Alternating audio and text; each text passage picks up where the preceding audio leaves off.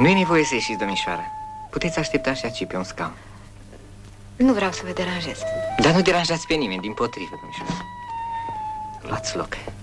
Mulțumesc. Poftiți. Bănuiesc că nu veți renunța, nu-i așa? Și afară, la ora asta, e destul de nepotrivit. E o toamnă frumoasă, dar friguroasă. Prea friguroasă. Nu găsiți? Da, aveți dreptate. Bună seara. Iată-ne și la cafenea. Poate ne faci și o cafea, tovară și farmacist. Ce zici? O cafea? O cafea, o cafea. Ia, Dudui, ia m-a dat cuvântul. Cum a apărut scaunele și țigările, cafea trebuie să fie și ea pe aproape. Vă înșelați, doamnă. Cafea nu veți primi nici măcar dacă mă roagă dânsa. Nu beau niciodată cafea. Și ca să fiu sigur, nici nu mi-aduc cu mine la farmacie. Am băut odată și mi-a făcut rău.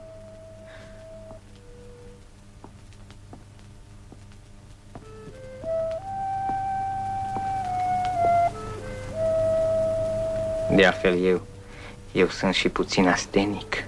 Oricum ești foarte drăguț. Văd că ai început să ne faci și confidențe.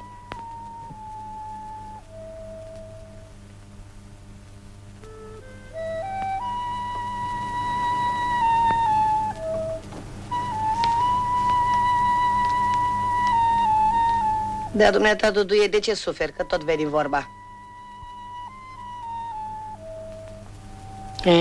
Aici e ceva mai grav decât o simplă astenie. Cu telefoanele astea de la miezul nopții. Nu mă bag. Să nu exagerăm. Altfel, Duduie o să se spire de pălăvrăjeala noastră cam răutăcioasă și o să fugă din nou afară în frig. De ce? Dimpotrivă.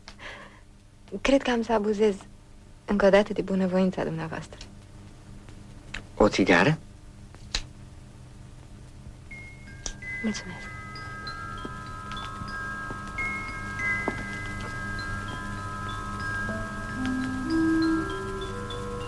E plăcut aici. Stăm toți trei, fumăm, pălăvrăcim. Parcă am fi într-un tren. De ce într-un tren? Nu știu, așa mi-a venit. Dacă e vorba de tren, eu voi fi prima care va coboră. La dumneata, tensiunea pensează. Nu-i așa? Da, pensează. Cum ai ghicit? Oh, cred că din întâmplare. Fiți liniștită.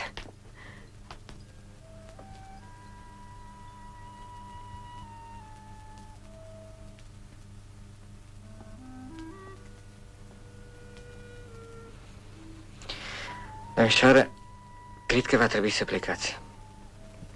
E târziu. Destul de târziu. Nu înțeleg.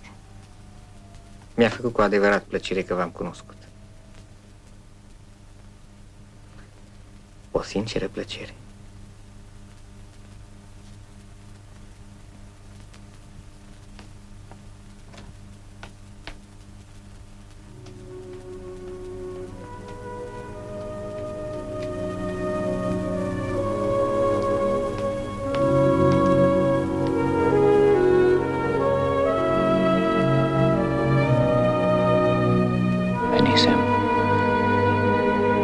Venisem să alung spiritele rele din jurul casei mele.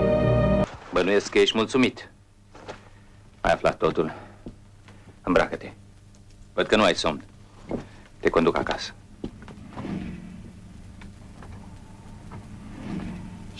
Și ați rămas împreună toată noaptea? Da. Pe la 6 spre ziua, când oamenii începeau să alerge la lucru, noi mai eram încă pe străzi, undeva într-un colț aiure al Bucureștiului.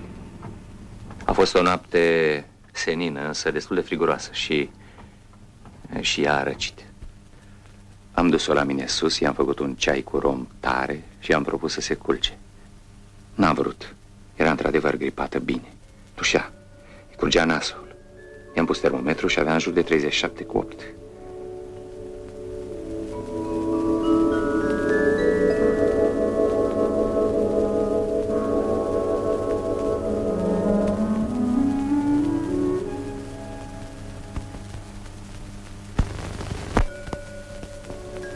Presupun că până la urmă i-a acceptat totul să se culce, nu? Nu, deși am insistat. Dimpotrivă, închipuieți. Am plecat peste o oră împreună la mare. La mare? În octombrie, în starea aceea? Da. Ea ține morții să ieșim, să nu stăm în casă. Pretindea că îmbolnăvește satul în casă. Vrea să ne continuăm plimbarea pe jos. Eu i-am propus să folosim ziua ei liberă, să facem o plimbare mai lungă. Ea a acceptat și am plecat imediat. Ea, neinteresându-se niciodată de ținta spre care mergem. Și atunci, fără să-i spun o vorbă, am dus-o la mare. Spune că ați rămas doar 2-3 zile. Da, 3 zile. Ne-am întors la București. Ea și-a scos un fel de concediu și ne-am reîntors. Am mai stat încă vreo 10 zile, aproape 2 săptămâni. Au fost cele mai calme și mai nebune zile din câte am trăit. Cele mai fericite zile, cele mai fericite săptămâni din viața mea. Oh, ce vorbe mari! În primele zile după ce ne-am reîntors la mare, ne-am împrietenit cu o pereche de oameni mai în vârstă decât noi, dar la fel de copilăroși. Familia Șuta. Șuta? Ne cunosc. Da. El avea vreo 50 de ani, era pensionar. Pensionar? Da, avusese ceva cu plămânii. Ea era profesoară de muzică. Veniseră amândoi împreună cu nepoțica lor de 6 ani, Gabriela. Și în scurtă vreme am format împreună o familie formidabilă. Toată lumea ne lua pe noi drept soț și soție, bineînțeles, ei erau părinții. Iar Gabriela, Gabriela, micuța și tăcuta Gabi, era fetița noastră.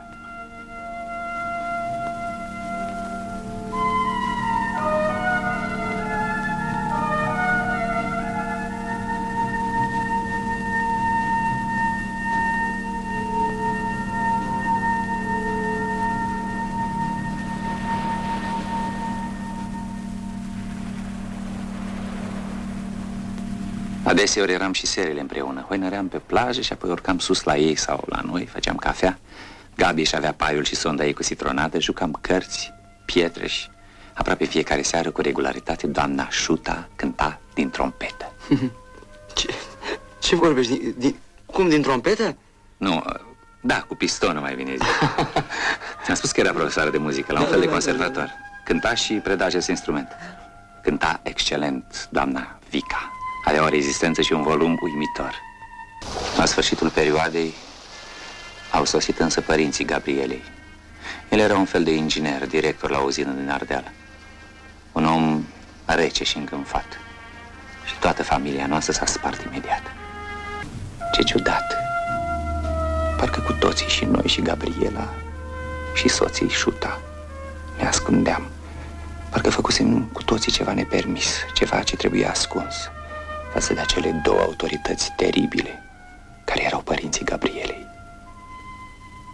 În ziua când Gabi, întâlnindu-ne, nu a mai venit alergând la noi să ne sărute, ci ne-a făcut doar de la distanță un semn mic și intimidat cu mâna, am hotărât să plecăm și am plecat în aceeași zi.